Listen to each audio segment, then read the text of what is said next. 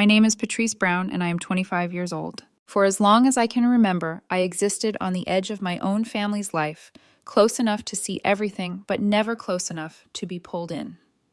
I was the youngest by 7 years, the quiet one who slipped between the cracks, while everyone else demanded attention just by breathing. My parents weren't cruel, not in the obvious dramatic way people imagine when they hear stories like mine. They were exhausted, overwhelmed, permanently in motion, and in that constant chaos, I became the child who didn't need anything, which somehow meant I didn't deserve anything either. Our house was always loud, but the noise was never for me. It was hospital alarms, echoing in my parents' voices, therapy schedules, scribbled on sticky notes, raised arguments about missed appointments and school meetings. My older siblings lived in crisis mode, each one orbiting their own emergency, and my parents revolved around them like tired planets pulled by gravity they couldn't escape. I learned early that the fastest way to survive was to stay out of the way. I wasn't the star. I wasn't the problem. I was just there. I remember one night when I was about 8 years old that still plays in my head like a scene that refuses to fade.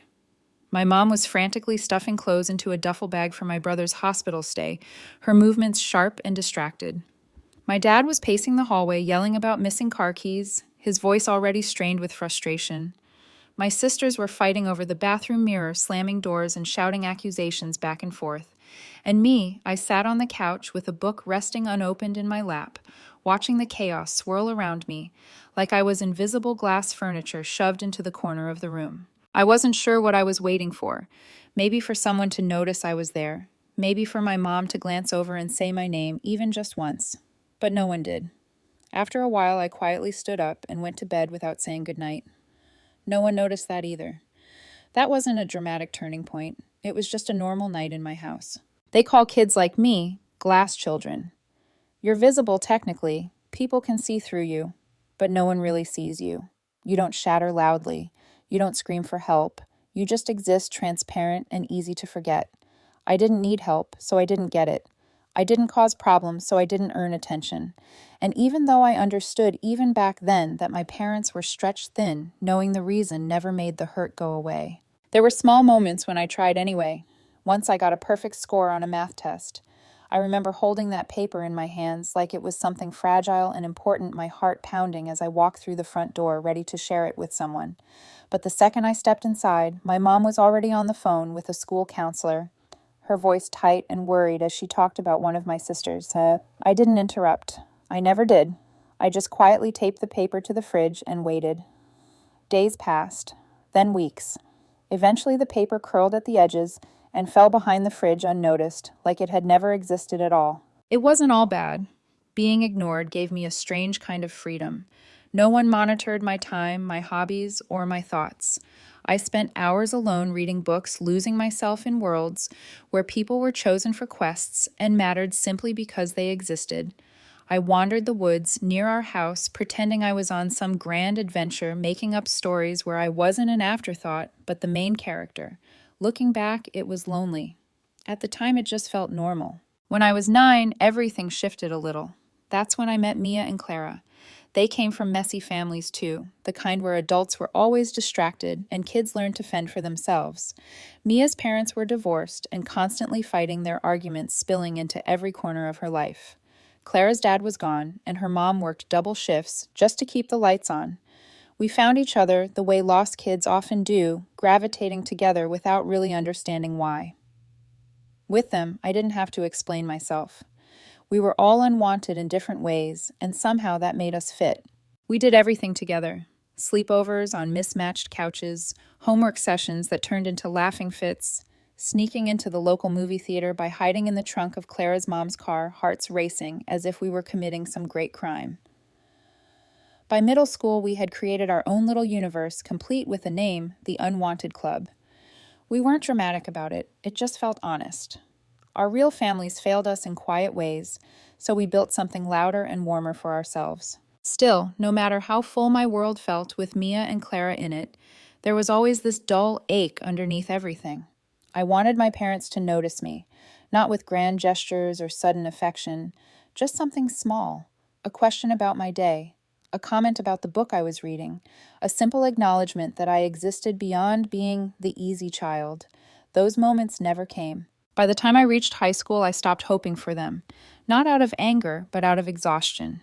I learned how to fold disappointment into something manageable, how to lower my expectations until they barely registered.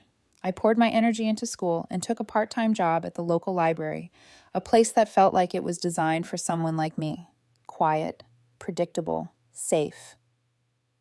No one asked much of me there, and in return, I didn't have to pretend to be anything I wasn't. My parents barely noticed I was gone most nights. I stayed out later and later, testing boundaries that didn't seem to exist.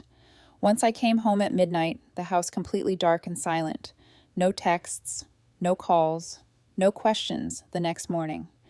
I remember standing in the doorway for a moment, realizing with a strange clarity that I could disappear entirely and no one would notice until it inconvenienced them. That realization didn't make me bitter. It made me independent. Senior year rolled around, and I started applying to colleges without telling anyone. Not my parents, not my siblings. I didn't see the point. They wouldn't care until they had to, and by then it would already be decided. Mia and Clara knew, of course. We made a pact to leave this town together to escape the roles we'd been assigned before we even understood them. That dream became the thing that carried me through days when home felt especially empty. When my first acceptance letter arrived, I didn't announce it. I didn't celebrate. I folded it neatly and tucked it into my desk drawer like it was something private and fragile. It wasn't until the financial aid package came that I allowed myself to believe it might actually happen.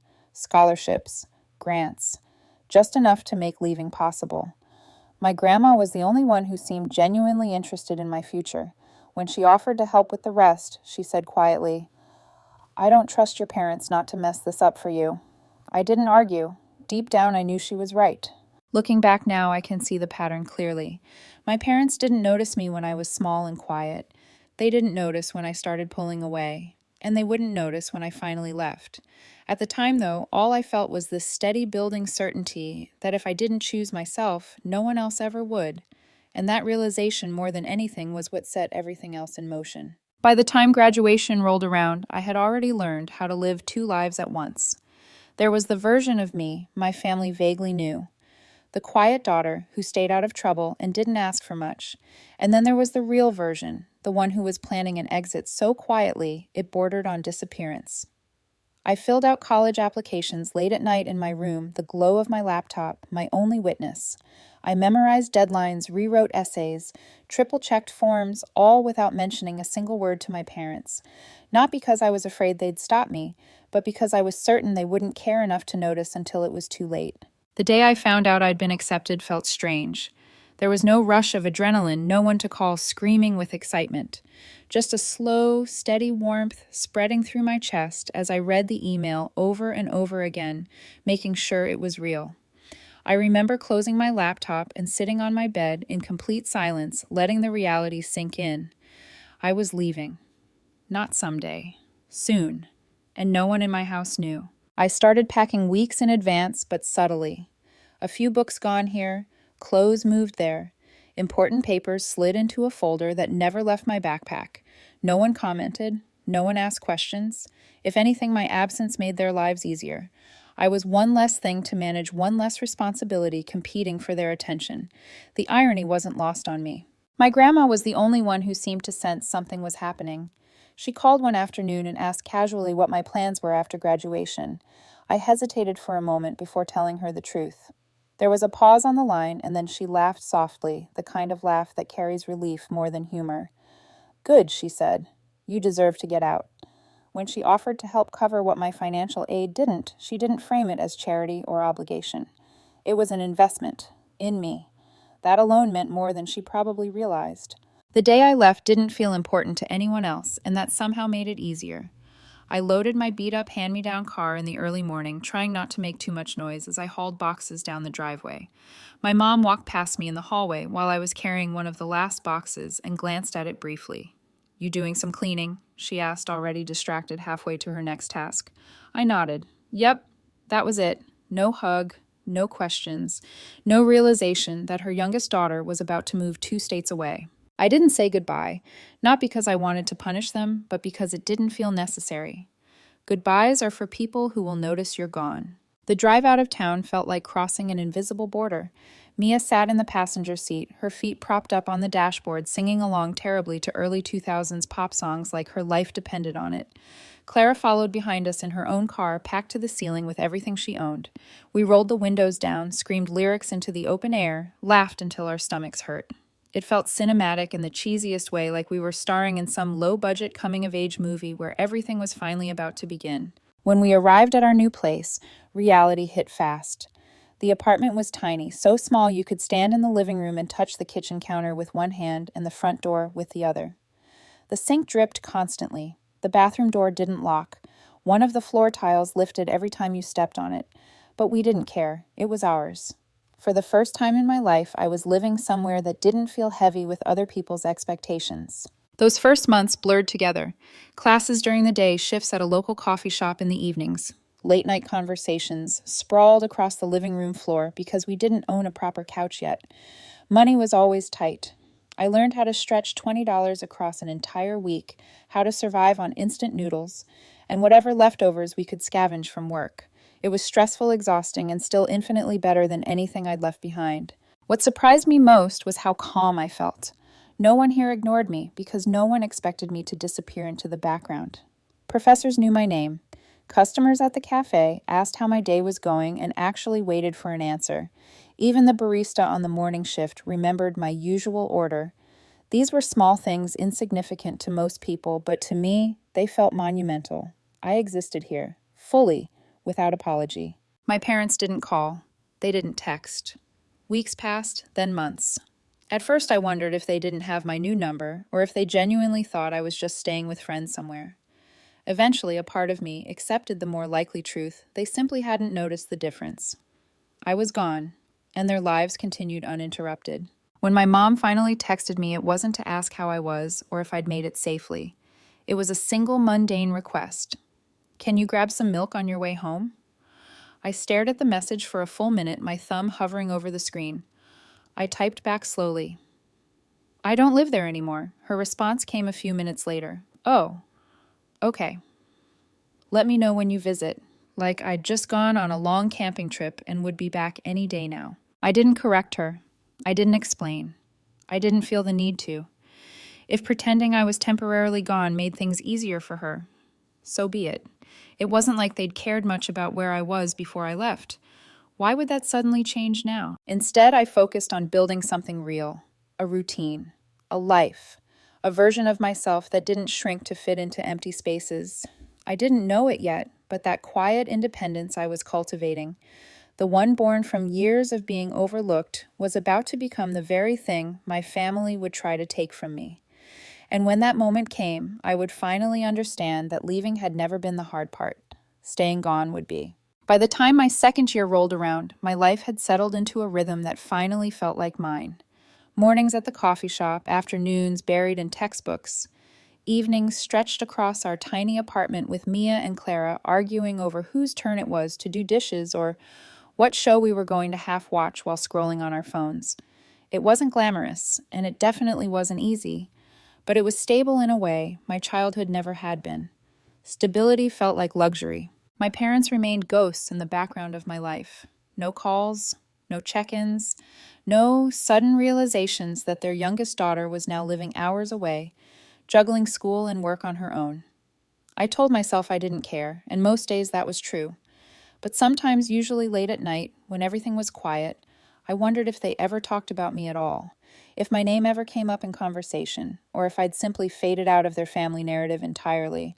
The answer came a few months later, and not in the way I expected. It was a random Tuesday afternoon when my phone buzzed. With my mom's name on the screen, I almost didn't answer.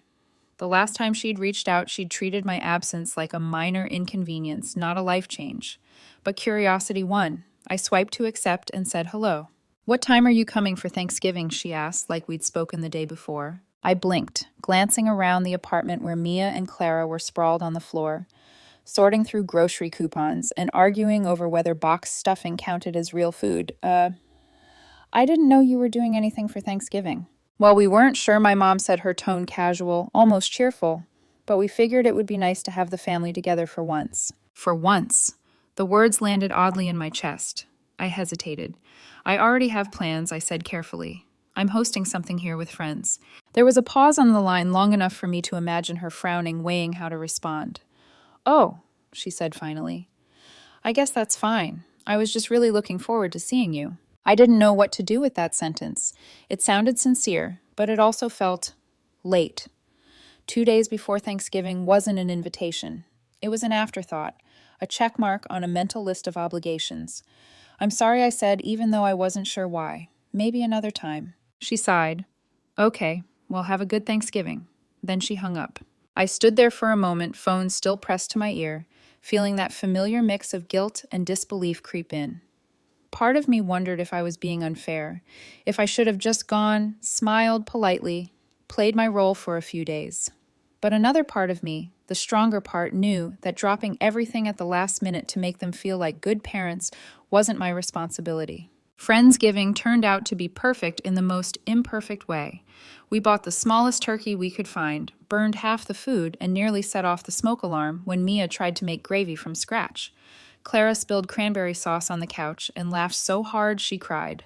We ate off mismatched plates sitting on the floor because our table was too small to fit everything. And for the first time in years, I didn't feel like I was missing out on anything. A few days later, my grandma called to ask how Thanksgiving went.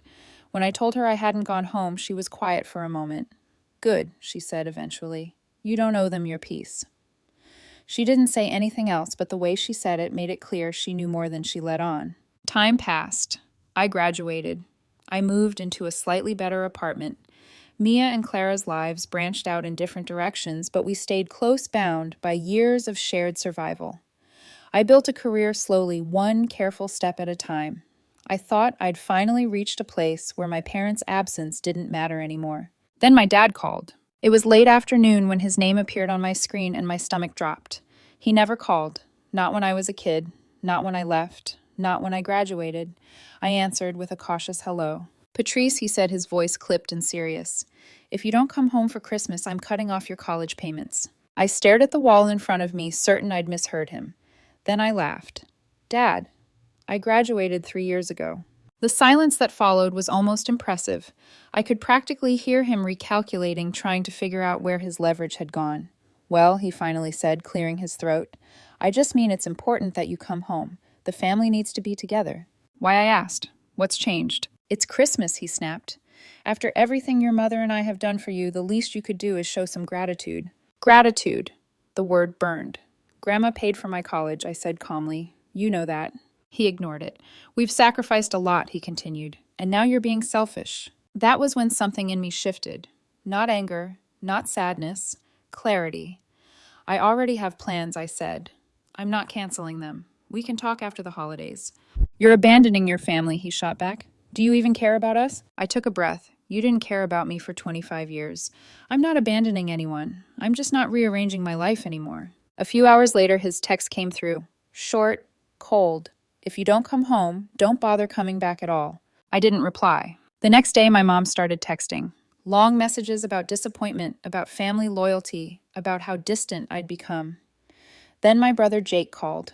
Out of all my siblings, he was the one I thought might understand.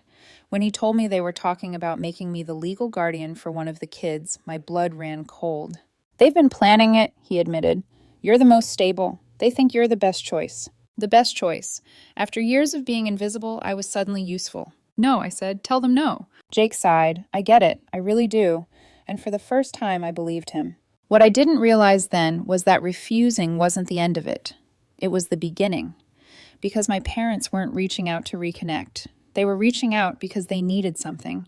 And when they realized I wasn't going to give it freely, they were about to show me just how far they were willing to go. After that call with Jake, something inside me stayed tightly wound like a knot I couldn't undo no matter how hard I tried. I went through the motions of my life work errands, conversations, but everything felt slightly off, like I was bracing for impact without knowing when it would come. It wasn't just anger anymore. It was the realization that my parents hadn't changed at all. They'd just found a new way to frame the same old behavior. You're the most stable. The words echoed in my head at the worst moments, while I waited for coffee orders to print, while I folded laundry, while I lay awake at night staring at the ceiling, replaying every memory that contradicted that narrative. Stable wasn't something they'd ever cared about before. When I was quietly excelling in school, working part-time, staying out of trouble, none of that had earned me a second glance. Stability only mattered now because it was useful to them. I didn't respond to Jake after that. I didn't know what to say that wouldn't sound like I was asking him to fix something he couldn't. He was just the messenger caught between loyalty and guilt, and I refused to make him the target of my anger. That didn't stop my parents from escalating. My dad sent another text a few days later. "Don't make us regret trusting you." I stared at it, my mouth actually falling open. Trusting me. The audacity of that word almost made me laugh. They hadn't trusted me with responsibility when I was a kid. They hadn't trusted me with information, with plans, with honesty. They hadn't even trusted me enough to notice when I was struggling quietly in the background. But now suddenly they trusted me with someone else's life. My mom's messages followed, longer and more emotional. Paragraphs about sacrifice and family duty, about how hard it had been raising 5 kids, about how much they'd done for all of us. She never mentioned the years I'd spent raising myself emotionally, never acknowledged how invisible I'd been. The subtext was clear: we're drowning and you're supposed to save us. I didn't answer. About a week later, I heard a knock at my door. It was a Saturday morning, the kind of slow, quiet morning I'd come to cherish. I'd just poured myself a cup of coffee and curled up on the couch in my pajamas, ready to binge a show without thinking about anyone else's expectations. The knock startled me, sharp and insistent. I assumed it was Mia or Clara stopping by unannounced like they often did. When I opened the door, my stomach dropped. My mom stood there clutching her purse like a shield, her face drawn and tense in a way I'd never seen before. For a moment, neither of us spoke. The silence stretched heavy and uncomfortable. "What are you doing here?" I asked finally. "We need to talk," she said, already stepping past me into my apartment like she still had that right. I closed the door slowly and followed her, crossing my arms as she looked around my small living room. Her eyes lingered on the mismatched furniture, the cluttered coffee table, the stack of books by the couch. "This is where you live," she said, not quite a question. "Yes," I replied, "and I like it. Why are you here?" She sat down heavily on the couch, letting out a long sigh.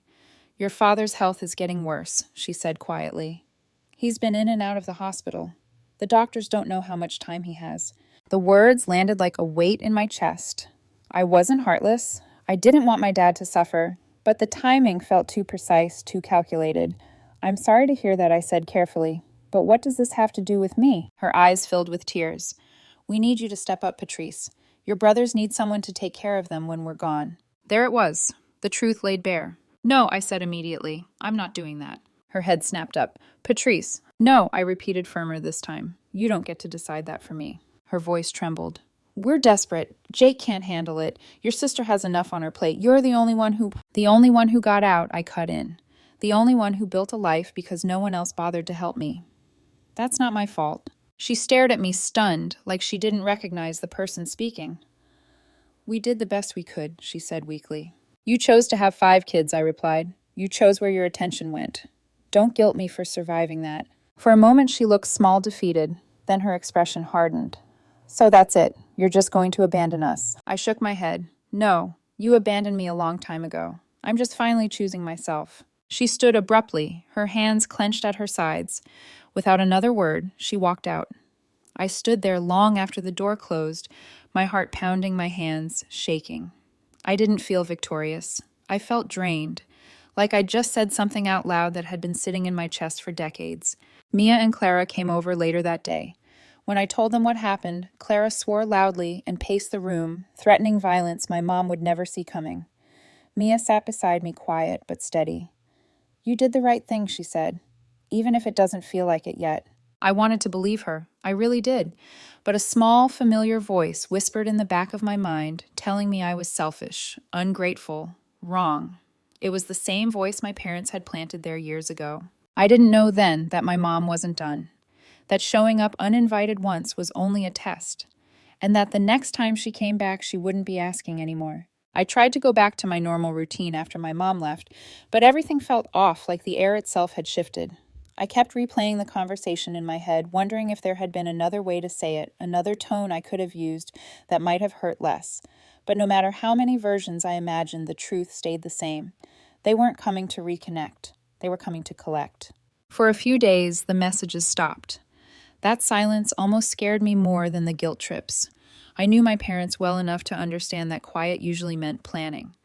I threw myself into work, picked up extra shifts, stayed out later with Mia and Clara, anything to avoid sitting alone with my thoughts. At night, though, the old conditioning crept in. The voice that said family comes first. The voice that told me I owed them something simply because they'd raised me. I hated that voice. I hated how familiar it felt. The letter arrived on a Thursday afternoon. I almost didn't open it.